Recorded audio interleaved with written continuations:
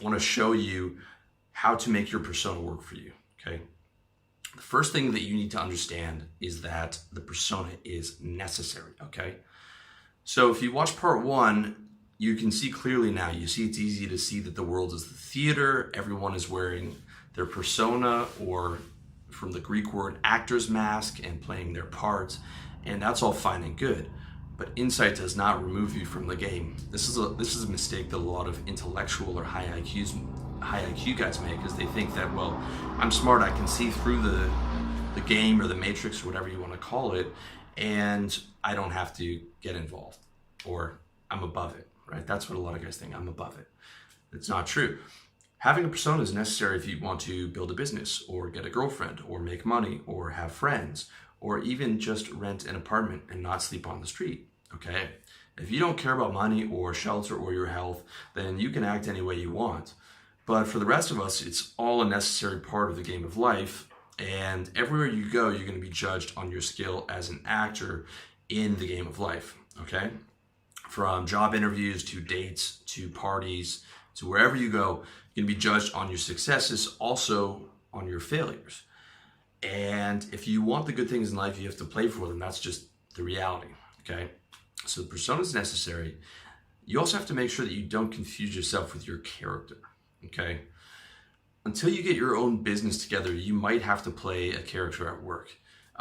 Remember that this is your persona. You are not a TPS report filling automaton. You don't live to create marketing initiatives. You work because you need the resources, and hopefully instead is what you do is you play as much in the corporate world as you have to get the skills and the cash you need to thrive on your own. That's what I did. I learned how to sell. I stacked a bunch of money, built this business on the side. I got the fuck out of there. If you want to see how to do that, check out my book, How to Sell. Next point is accepting your shadow self, okay? It's not enough not to just not confuse yourself with your character. You also have to accept your shadow self, which is what we covered in part 1. It's a term from the psychologist Carl Jung, and it means the part of yourself that is there but you don't acknowledge it. It's always in denial. Oh, that goes over here. That's not really me. Okay. Now, you don't have to make your shadow self public. You don't have to go around saying everything that you think and you feel. In fact, that's not a smart thing to do in regards to your persona. You don't owe the public that, but you owe it to yourself to accept your socially unapproved thoughts and feelings. Okay. Suppressing and denying your desires isn't healthy. It's unhealthy, okay? It is okay to want to fuck a lot of girls, all right? And it's okay to act on that. It's also okay to acknowledge your desire, but not indulge it, especially if you're in a monogamous relationship. Okay, every single red-blooded guy out there is going to look at a girl, is going to look at a hot girl, and the impulse is going to come up to want to fuck her. And it could be in the elevator, you're seeing a girl's ass, and your impulse is just to throw her skirt up and fucking bend her over right there in the elevator. And if you're telling me you haven't had a thought like that, you are a liar. Okay, any guy who doesn't admit to that is a liar. Now, the impulse can come up, but you don't have to act on it, right? Okay, and you definitely shouldn't act on that one, throwing up a girl up against an elevator. You know, that's gonna end you up like Harvey Weinstein. The same goes with your violent thoughts, right? You can acknowledge that you want to hit your boss over the head with your keyboard, but you don't want to go to jail, so you don't do it, okay? It's just, you know, you have to be careful of what you indulge. You don't want to end up in jail. It's not a smart move in the game of life. But some of those thoughts, as you start to accept them in your shadow self, if they're not harmful to you or harmful to others and they increase your happiness, you can indulge them, right? I started indulging a lot of sex with girls in my 20s and I enjoyed it.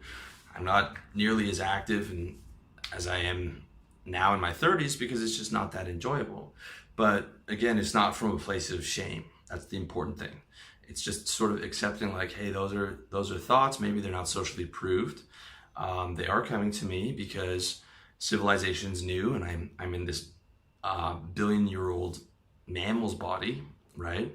Whose primary goals are to survive and replicate. And a lot of those thoughts that I'm getting are because of those, because of those genetics. Okay, so That's an important thing to understand. Just make sure that if you're going to indulge the thoughts, it's not something that's going to harm you or harm somebody else. Okay, so that's acknowledging and accepting your shadow self. But the next point is, okay, so we've got all this understanding of the persona. We know that the persona is necessary. We're not confusing our character with ourselves, and we're accepting our shadow self. So now what you do is, the most logical thing is just to create the persona that's the absolute best for you. Okay, it just makes sense, right? I see so many guys walking around with a scowl and they're not smiling, and the style's not there, and it's like, with so many things in life dependent on your persona or your character or your avatar in the game of life, it's insane to me that guys won't create the best persona for themselves. It's really so bizarre. They'll work 40 or 50 hours a day at work, and they'll try and shave every inch in their business, but they won't maximize, one of the most important things for being able to survive and get the good things in life, right? This character, this avatar, okay? Since having a persona is necessary, it only makes sense to build the best one for yourself, okay? In the same that you would in a video game. In the video game, you create the best attributes for your avatar. In the game of life, you create the best attributes for the persona, for yourself, that you're showing to the world, okay? The good thing is that the persona is incredibly adaptable. In fact, the entire personal development industry is built around creating a better persona for you. Hence the name, personal development or persona development. Okay, that's what this is. And you would be shocked. You'd be absolutely shocked at how much work you can put in if you compare it to like those guys who play Warcraft for 10 hours a day, upgrading their character in the MMO, massively multiplayer online video game, spending 10 hours a day upgrading their avatar in Warcraft and doing missions and doing all these things. The result is that they have massive progress, and their character levels up massively. But if you focus that, instead of the video game, you focus on life, you're going to have the same massive improvements if you're doing 10 hours a day on your persona in real life, okay?